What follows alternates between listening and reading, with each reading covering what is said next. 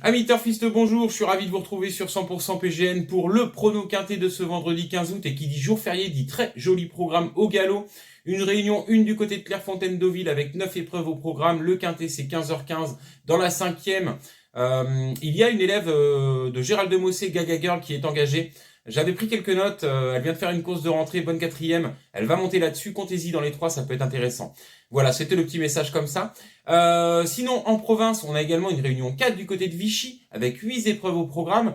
Pour ma part, comme d'habitude, je vous propose mon chrono dans l'épreuve support de Quintet Plus, c'est le prix de la Côte Fleurie, et on démarre tout de suite. Le quintet de ce vendredi 15 août, c'est le prix de la Côte Fleurie et qui dit jour férié, dit départ à 15h15, troisième course du programme, première épreuve du divisé. C'est réservé aux poulains et pouliches de 3 ans, 16 engagés au départ. On est sur la distance classique de 2400 mètres, gazon, terrain annoncé du côté de Clairefontaine, bon, souple. Handicap de 3 ans, toujours difficile à déchiffrer, des surprises à l'arrivée, revoyez l'édition 2024. On avait des cotes. Je vous propose un prono en 7 chevaux, ma sélection s'affiche et ma première base de jeu. Ce sera le numéro 6, Flying Free. Revoyez sa course à condition du côté de Nantes, c'était franchement pas mal. Tracé particulier nantais. Pour autant, quand il a trouvé son action dans la ligne droite, il a franchement bien terminé. C'était intéressant, il s'est bien allongé pour finir. Dans cette épreuve, c'est Flamme Rouge qui s'imposait et Estogrey était quatrième. Là, Flying Free retrouve ses deux pouliches dans cette épreuve, mais avec un réel avantage au poids. Petite corde, va pouvoir filer les premiers et va pouvoir placer sa pointe de vitesse et mettre tout le monde d'accord au poteau. Ensuite, deuxième base, le numéro 4, Picobella Rossa. Picobella Rossa découvre la catégorie des handicaps au même titre que Flying Free. Pour autant, elle a affronté des lots intéressants, elle va dans tous les terrains, la distance ne sera pas un problème. Tourne à droite, c'est l'entraînement Vatel, entraînement assez local, et c'est la montre d'Augustin Madamé. J'en fais une base plutôt spéculative pour une 3-4e place, ça me paraît être intéressant. Derrière, dans mes chances régulières, je rachète le numéro 14 Roulette, entraînement Clément Hermans. C'est la montre de Monsieur Quintet, Stéphane Pasquier. Roulette, du côté de Longchamp dans le prix Nabob, était parti très joué, n'a pas eu le meilleur des parcours. Il s'est retrouvé nez au vent, il a fait les extérieurs, il a vite craqué dans la ligne droite. La petite corde va pouvoir se retrouver pas loin de la tête. Et c'est pareil, Roulette, il a un petit changement de vitesse assez sympathique. Et ça peut bien se passer dans ce quintet. Ensuite, toujours dans mes chances régulières, le numéro 13, Oui Magaté, qui a repris de la fraîcheur depuis le 19 juin. Une bonne troisième place d'ailleurs dans le quintet du côté de Longchamp.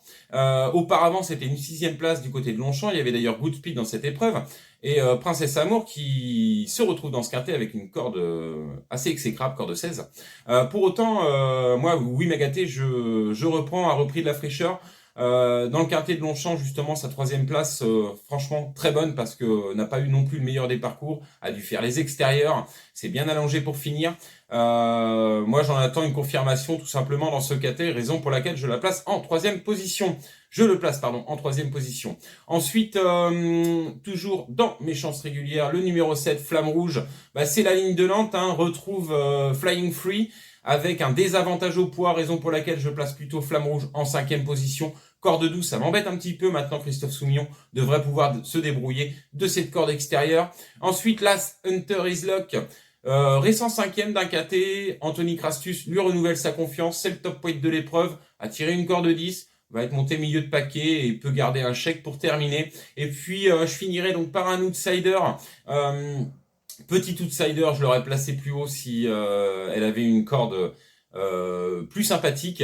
C'est le numéro 9, Princesse Amour, qui a terminé pas loin de Goodspeed dans un récent quintet. Si vous revoyez ce qu'a fait Goodspeed en début de semaine, c'était très bien.